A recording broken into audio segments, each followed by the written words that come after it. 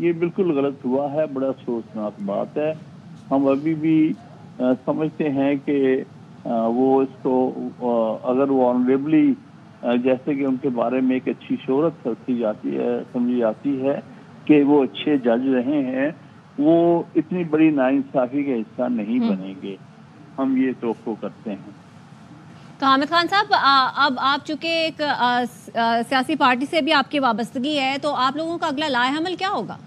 देखिए, सियासी पार्टी अपनी जगह, ये इशू सियासी पार्टी का नहीं है, ये इशू वकला का और जुडिशरी का है, उसका इशू है। और इस इशू पर हम सब इकट्ठे हैं कि हम सीनियरिटी के प्रिंसिपल का, हमने पिछले 75 साल से सीनियरिटी के प्रिंसिपल पे कायम हैं, और इसलिए ये हमें बिल्कुल एक्सेप्टेबल नहीं हो। इसमें कोई इफराद की बात नहीं है, किसी की ज़ात की बात नहीं है कि याहिया साहब भी अच्छे इंसान हैं और मंसूर अली शाह भी और मुनीब भी, लेकिन बात यह है कि कसूर तय हुआ है। और तकरीबन हमारा तजर्बा पाकिस्तान की तारीख का ये है कि 2 दफ़ा ये असूल जब टूटा, 28 चीफ जस्टिस बने हैं अभी तक पाकिस्तान की तारीख, 2 दफ़ा ये असूल टूटा था, जिसकी वजह से पाकिस्तान को बेहद नुकसान हुआ। तो अगर ये खुदा न खास्ता ये मामला इस दफ़ा भी ऐसे हो जाता है तो इससे बहुत नुकसान होगा और अदलिया की डिवाइड होगी। इसके पीछे बड़ी बदनीयती है उन सियासी अरकान की जो यहाँ इसमें बैठे थे। अच्छा हामिद खान साहब, आप समझते हैं कि जस्टिस मंसूर अली शाह और जस्टिस मुनीब अख्तर को सुपरसीड किया गया है? वाज़ेह है, और क्या नीयत सामने यही नजर आती थी कि वो इंडिपेंडेंट जजेस उनको पसंद नहीं आ रहे थे। को मैं समझता हूँ अभी तक इन्होंने भी, याहिया आफरीदी साहब ने भी इंडिपेंडेंट जजेस का ही रोल किया है, लेकिन अगर इस गलती में ना आ गए तो वो तारीख में अच्छे जज जाने जाएंगे। और उन्होंने चीफ जस्टिस तो बासूरत बनना ही अपनी बारी पे, तो इसलिए उनको ये इस मामले में सियासी पार्टी के हाथों में नहीं खेलना चाहिए और कोर्ट के अंदर तकसीम नहीं पैदा करनी चाहिए, क्योंकि इस तरह से सुप्रीम कोर्ट अंदर से बुरी तरह तकसीम हो जाएगी। तो आपको लगता है कि इसके बाद मजीद तकसीम पैदा हो सकती है? बिल्कुल होगी। अगर याहिया को ने एक्सेप्ट कर लिया ना, तो वो एक बहुत तारीखी तौर पर गलत कदम होगा और उससे जिस कदर नुकसान पहुंचेगा अदलिया को, क्योंकि ये तो दरपे हैं अदलिया को नुकसान पहुंचाने के। तो इसलिए हम चाहते हैं एज वकला के तौर पर कि ये फैसला जो है ये कबूल ना करें याहिया साहब।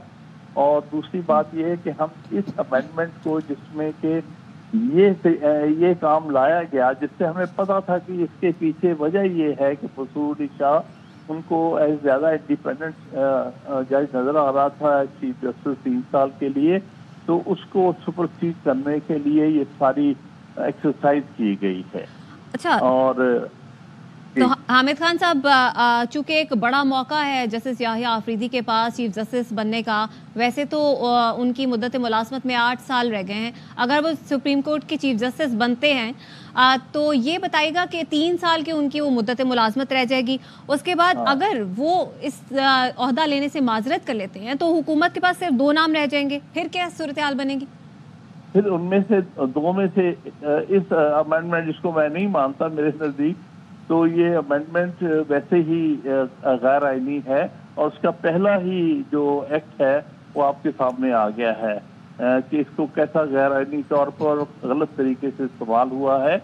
लेकिन फिर ऑप्शन के पास 2 जजेस के दरमियान रह जाएगी ना, और उसमें हर सूरत मुझे यकीन है कि मुनीब अख्तर साहब भी आउट ऑफ टर्न आने की कोशिश नहीं करेंगे।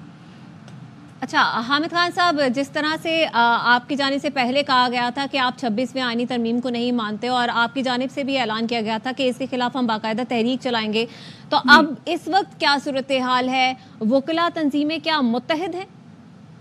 इंशाल्लाह मुत्तहिद होंगी, क्योंकि इस असूल के ऊपर सब वकला मुत्तहिद है।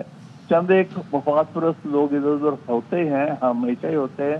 पहले भी जो हमारी जितनी तहरीकें चलती रही उसमें से बहुत सारे लोग हमारा साथ छोड़ जाते रहे अपने मफाद के लिए।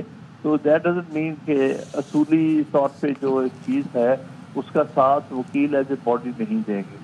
मुझे यकीन है कि वकला इस मामले में अपने आप को जिस तरह पहले असूलों पर हमेशा तहरीक चलाते रहे, अब भी ऐसे ही चलाएं। ठीक है, आपको यकीन है कि जो वकला तंजीमें हैं जिस तरह से पहले तहरीकें चलाती हैं इस पे भी तहरीक चलाएंगी। बहुत शुक्रिया आमिर खान साहब वक्त देने के लिए।